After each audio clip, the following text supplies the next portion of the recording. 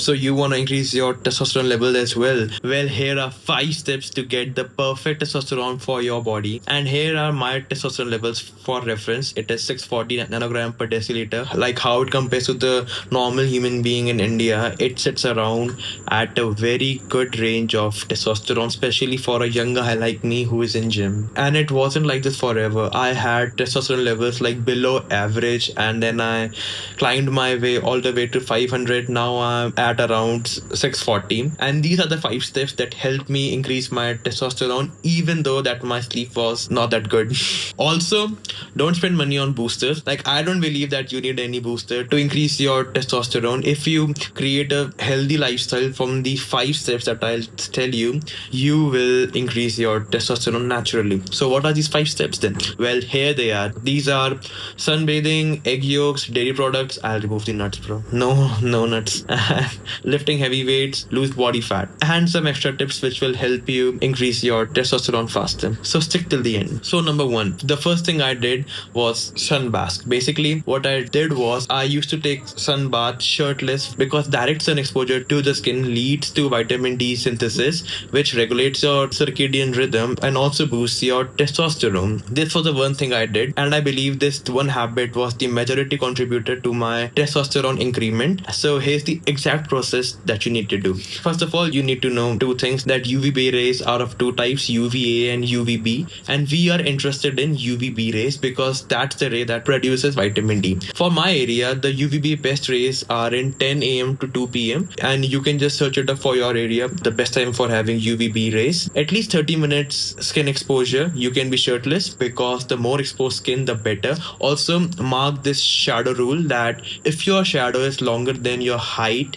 UVB rays are weak and vitamin D production is minimal. So just keep in mind that your shadow it's not proportionally bigger to your body, because that would mean that the UVB rays have been scattered in the atmosphere and you're not getting enough UVB rays. Point number one done. Point number two, egg yolks. Now in India, everyone fears egg yolks, but let me dissolve your fear. First of all, see the macro of one egg yolk. It has around 50 calories and it has good protein and fats and cholesterols. Now these are the things we need to produce testosterone: the fats and the cholesterol. And also known, there's also like research linked that dietary cholesterol and lack of evidence in cardiovascular disease, so there's no need to be worried of. Also, I'm just a YouTuber, so here's my personal proof. I've been eating 6 to 10 eggs daily for 2 years, and here are my lab reports of my lipid profile, and it is one of the best, like very good lipid profile in India as a young teenager. So the fear has been dissolved, and cholesterol is the building block of steroid hormones, and eggs perfectly package cholesterol with these micro and macronutrients. And the biggest thing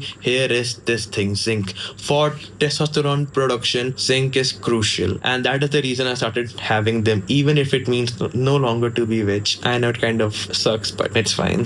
So point number two done. Point number three, dairy products. From childhood, I have been adding dairy products to my diet, like curd and milk and butter, because dairy products have high quality protein and saturated fats and hormone building blocks, which if you consume with resistance training, increments testosterone levels and muscle strength. So let me explain.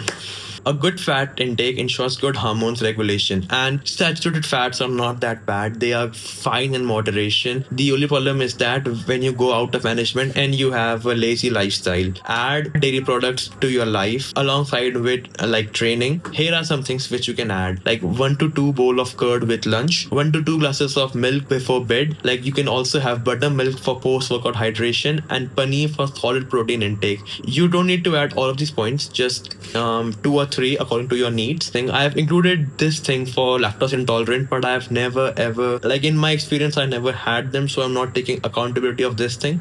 But for dairy products, absolutely. So point number 3 done. Point number 4, lift heavy weights. So if you go to gym, you should heavily prioritize heavy compound lifts because they recruit large muscle fiber, and large muscle fiber recruitment leads to anabolic trigger, and body's response to it is an acute spike of testosterone post workout. Even though this spike spike is temporarily, and after that it just gets down to below. But in the long run, it helps improve the natural baseline of your levels. So lift heavy weights at the starting of your workout every gym session. Now, by heavy lifting, I don't mean that you need to go crazy bonkers. Here are some 3 points which will help you out: 75 to 90% of your 1 rep max, and 3 to 6 reps per set. And also, like, don't go crazy failure. Have 1 to 2 reps in reserve. And for the last set, you can go failure. But here are the 3 points which will help you determine what a heavy lifting is. And also, don't go crazy overtrain, because overtraining increases cortisol, which is bad for your testosterone. Have 3 to 5 exercises in a day with 2 to 4 working sets and call it a day. It's as easy as that. Point number 5, like the biggest thing which did an impact on my physique and my testosterone levels, was losing body fat.